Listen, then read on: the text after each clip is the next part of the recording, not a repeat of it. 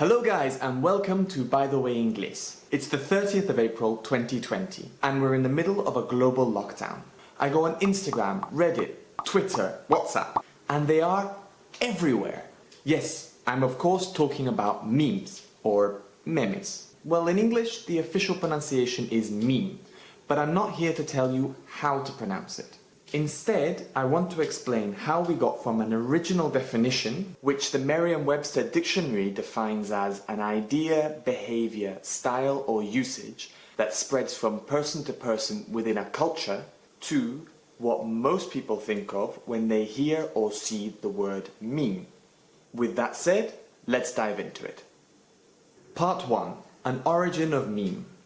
The Richard Dawkins meme. So today we're talking about why we call memes memes. And to start that story, we're going to have to go back to 1976. Yes, before the existence of Greece, Space Invaders or Benedict Cumberbatch. Or Benedict Cumberbatch. And to a book written by this guy, Richard Dawkins, an evolutionary biologist and a big fan of Charles Darwin. The book was called The Selfish Gene, El Gen Egoísta, a name which was chosen to highlight the book's main thesis of a gene-centered view of evolution. This was in opposition to the predominant view of the time, which was an organism and group-centered view of evolution. Spoiler, we now think it's something like this.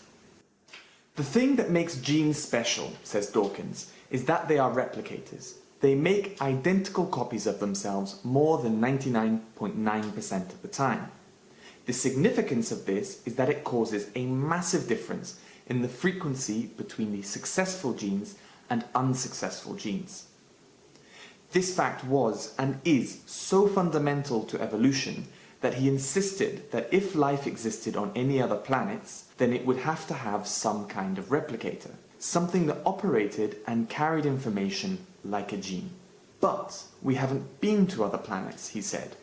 So to dramatize the point, at the end of the book, he suggested that we could observe another kind of replicator here on Earth, one that replicates and drives human cultural evolution. In other words, if the biological replicator is a unit of trait inheritance, a gene, then a cultural replicator is a unit of cultural inheritance, a meme. Okay, not exactly that, but we'll get to it in a second.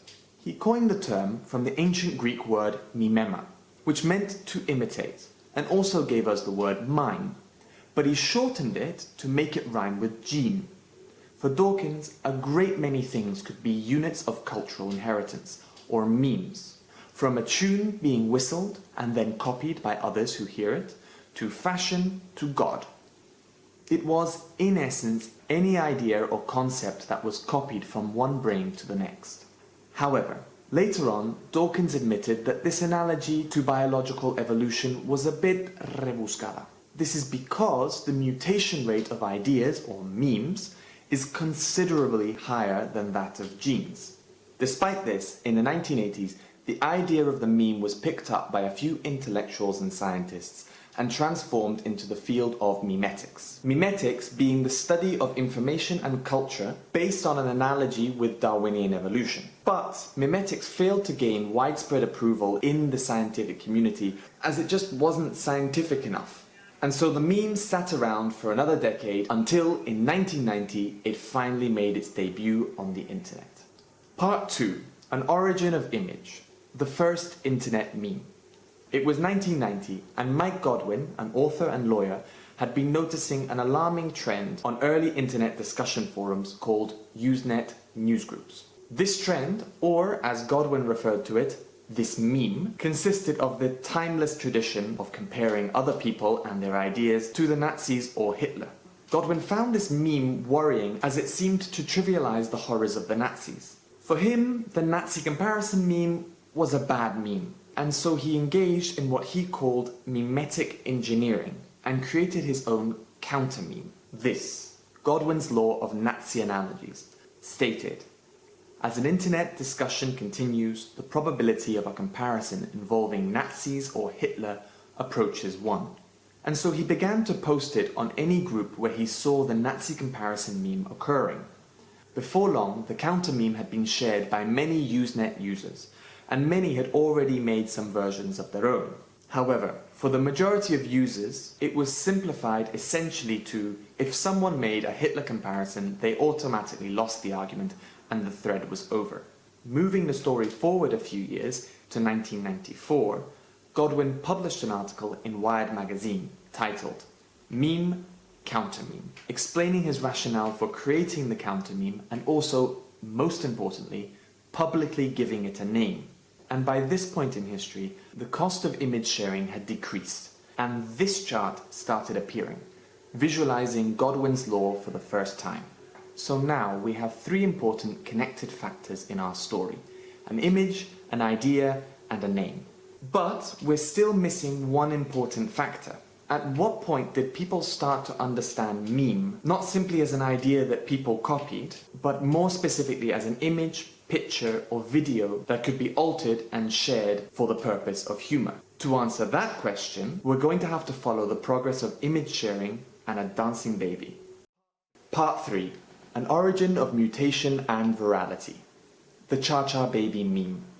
The reality was that when Mike Godwin launched his counter meme in the early 1990s, very few people were on the internet. It was slow, expensive, and not very easy to use. However, by around 1996, the transit cost per megabyte had reached a price at which individuals could begin to afford home internet access. On top of that, it was also the year that Hotmail was released, providing a safe, easy, and most importantly, free service for anybody who wanted to send and receive emails. So, enter the Cha-Cha Baby GIF, widely credited as the first viral internet meme. It was created in 1996 by a graphic designer who wanted to show how movement could be programmed and projected via computers. His employer sent the demo out to developers to demonstrate their software's capabilities. Someone at LucasArts then turned it into a GIF, added some funny music, and spread it on forums, emails, and the World Wide Web. But its moment of true virality came when it was featured on the Ally McBeal series in early 1998, bringing it to many people who did not yet have the internet. But here we have our missing link. Nobody seems entirely sure when meme came to be applied to the dancing baby and the subsequent viral images, GIFs, and videos. Our best explanation seems to be in a combination of factors. First, many people who were familiar with Godwin's law would have also been familiar with the rising trend of other shared images and GIFs, such as the dancing baby.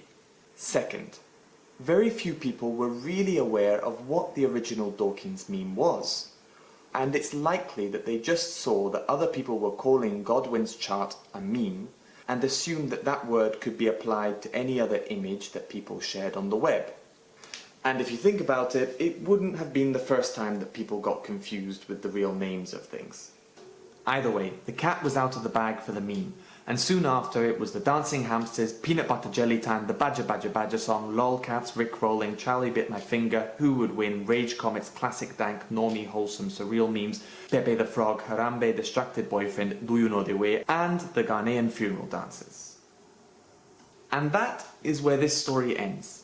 But not for memes, which will continue to evolve, mutate, and compete with each other for a long time to come. One thing I want to say before I go is that just because the original pronunciation in English is meme, it doesn't mean that people when they speak Spanish should say, "Ay, mira estos memes que tengo." The fact is though that the word was created to rhyme with G. And so in Spanish you already say genes, so saying memes kind of makes sense. Although, when you speak English, I would recommend saying memes. But anyway, keep on enjoying your memes or memes, and I'll catch you next time. That's been my By the Way for today. Thank you very much for watching.